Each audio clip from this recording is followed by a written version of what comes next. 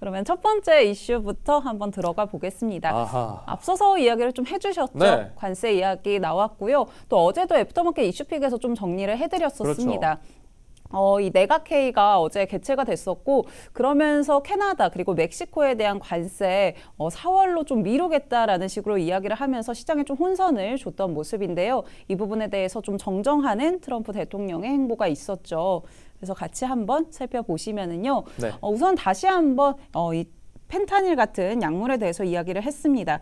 여전히 멕시코와 캐나다로부터 약물이 매우 높은 수준으로 유입이 되고 있다라고 이야기를 하면서 특히나 이 펜타닐 형태로 되어 있고 중국에서 만들어지고 좀 공급이 되고 있다라고 이야기를 했습니다. 그러면서 이게 좀 중단이 되거나 좀 제한이 될 때까지는 계속 이 관세에 대해서 발효가 될 것이다. 네. 3월 4일 예정대로 관세가 발효가 될 것이다 이야기를 했고요. 제가 이렇게 조금 끊어놨는데 차이나 같은 경우, 그러니까 중국 같은 경우는 추가적인 관세 10% 부과가 될 것이다라고 이야기를 했습니다. 또 이제 상호 관세 같은 경우는 4월에 앞서 어제 이야기한 대로 좀 시행이 된다라고 이야기를 했는데 그만큼 좀 다음 주까지는 어쨌든 협상 카드로 가져가는 모습들도 보여주고 있고요. 네. 이런 부분들이 시장에 우려감을 좀 작용을 하면서 하방 압력을 굉장히 강하게 가했던 모습들이었습니다.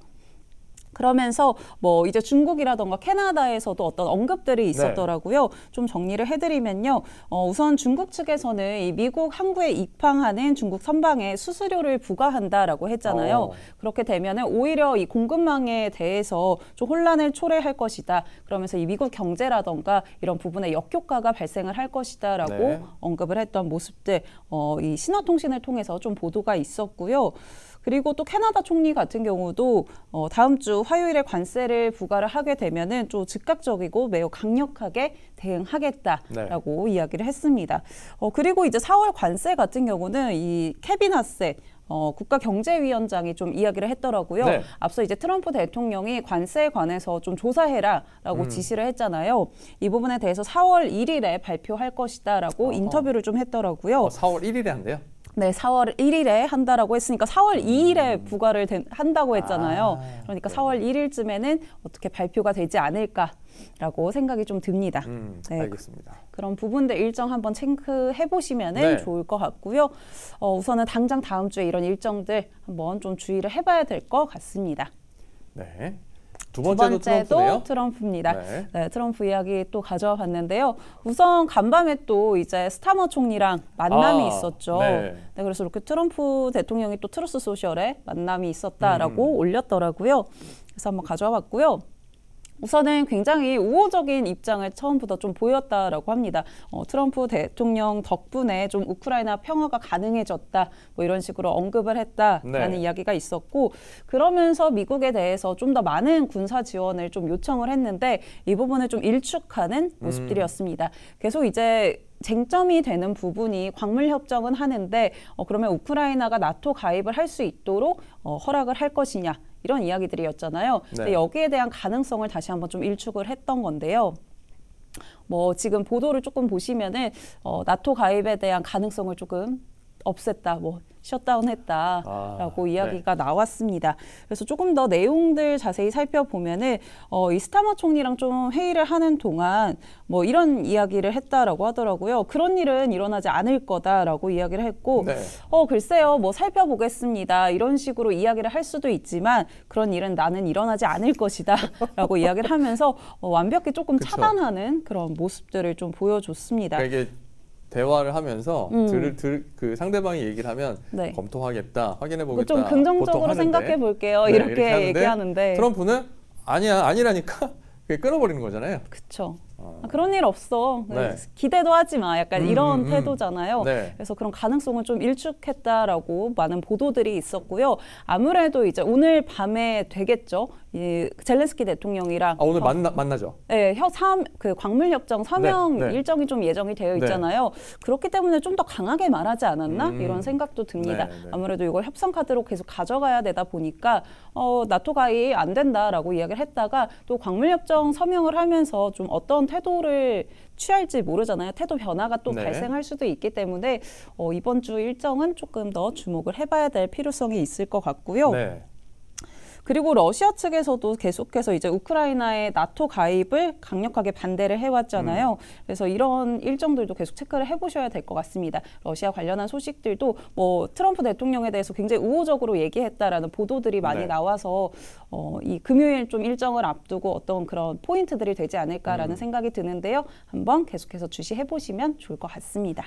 광물 관련된 뭐 협정에 네. 협정 이야기가 나오니까 최근에 지금 상영하고 있는 그 미국 영화 네. 마블 스튜디오의 캡틴 아메리카라는 영화가 있잖아요. 네. 거기 이제 새로운 광물을 가지고 이야기를 풀어가고 있어요. 오, 네. 네. 혹시 나중에 이게 뭐 이렇게 나오면 네. 뭐 스트리밍 서비스에 나오면 한번 보시면 어떨까 싶네요. 오, 광물 이야기가 나오나요? 네, 광물에 대한 광물이 거기서 이제 스포하면 안 돼요. 네, 아무튼 광물 가지고 그 글로벌 협약 같은 걸 막 이렇게 체결하려고 해요. 미국이 주도해서.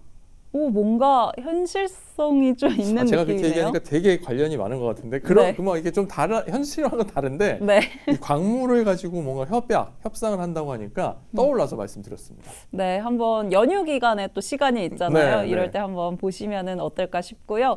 그러면은 세 번째 이슈까지 한번 체크를 해보겠습니다. 샘 올트먼 관련해서 가져와 봤습니다. 앞서 이제 한 차례 챗 GPT 4.5, 뭐 5.0 이런 부분에 대해서 언급을 했잖아요. 근데 출시를 했습니다. 공식적인 출시는 아닌 것 같고 좀 미리 이제 선보이는 그런 이야기로 알고 있고요. 우선은 뭐 굿뉴스도 있고 배드뉴스도 있다라고 이야기했는데 굿뉴스부터 한번 살펴보면요. 이거 진짜 내가 사려 깊은 사람과 대화하는 것 같은 느낌을 주는 모델이다라고 이야기하면서 AI가 실제로 조언해주는 것들을 보고 있다 보니까 의자에서 진짜 깜짝깜짝 놀랬다. 이런 이야기들을 좀 했습니다.